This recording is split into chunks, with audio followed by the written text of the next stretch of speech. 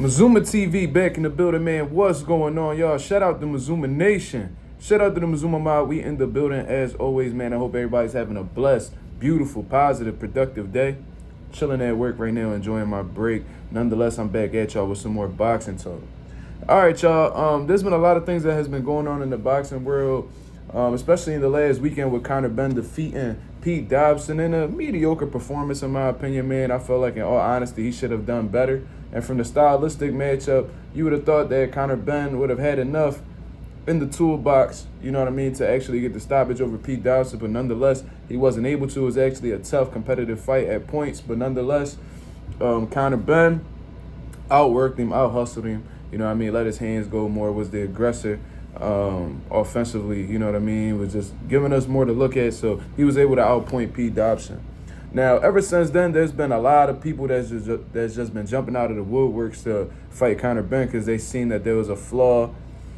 They seen flaws in his game. They ultimately seen him get exposed, and that's why guys like Richardson Hitchens is calling him out to fight. That's why Devin Haney sent the shots at him. That's why Earl Spence shot his shots at him through social media as well. And now Gervonta Davis is putting his hat in the race, you know what I mean, to possibly get a fight with Conor Benn. And it seems like Conor Benn is really focused in on this Gervonta Davis fight. He seems like he wants that fight. They've been going at it on social media back and forth with Gervonta Davis insinuating that he wouldn't hit, based off how the way Conor Benn looked, he wouldn't even have to train hard to defeat him. You know what I'm saying? He said a 3-week training camp, which is ridiculous. You know what I'm saying? That's like halfway through an actual real boxing camp.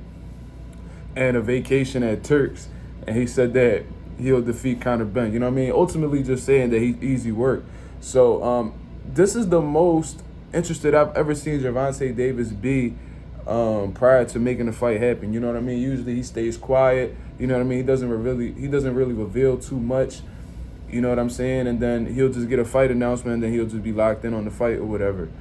I never seen him be like this hands-on with the fight or in the process of making the fight happen. And this is the first time that I've seen Gervonta Davis actually entertain Eddie Hearn for a possible fight.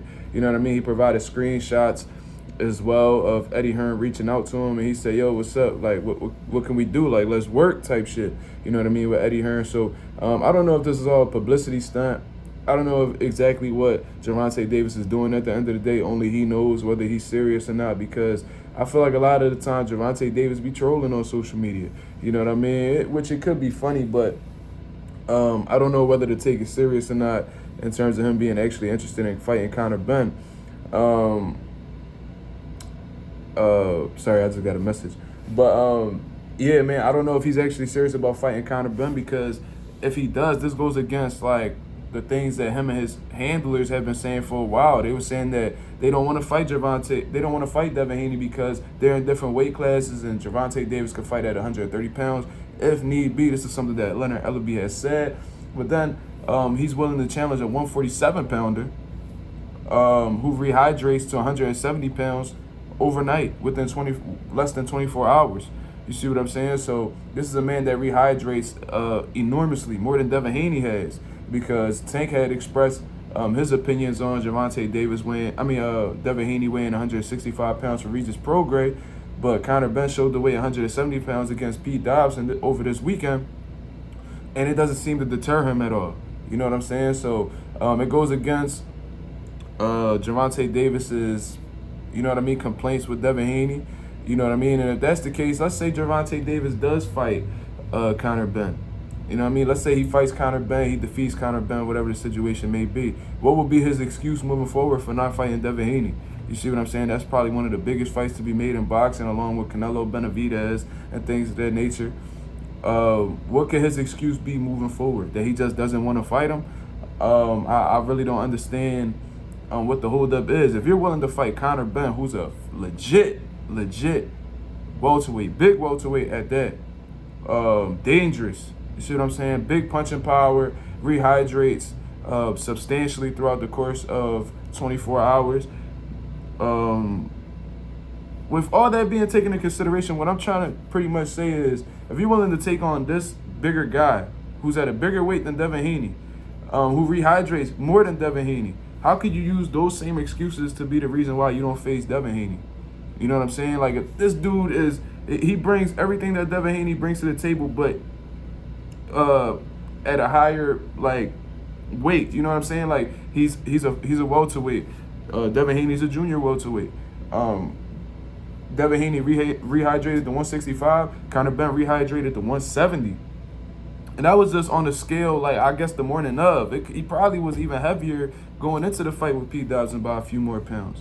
You see what I'm saying? So you said the weight class was his handlers were saying the weight class was an issue, but Conor Benn's at 47. You said the rehydration was an issue.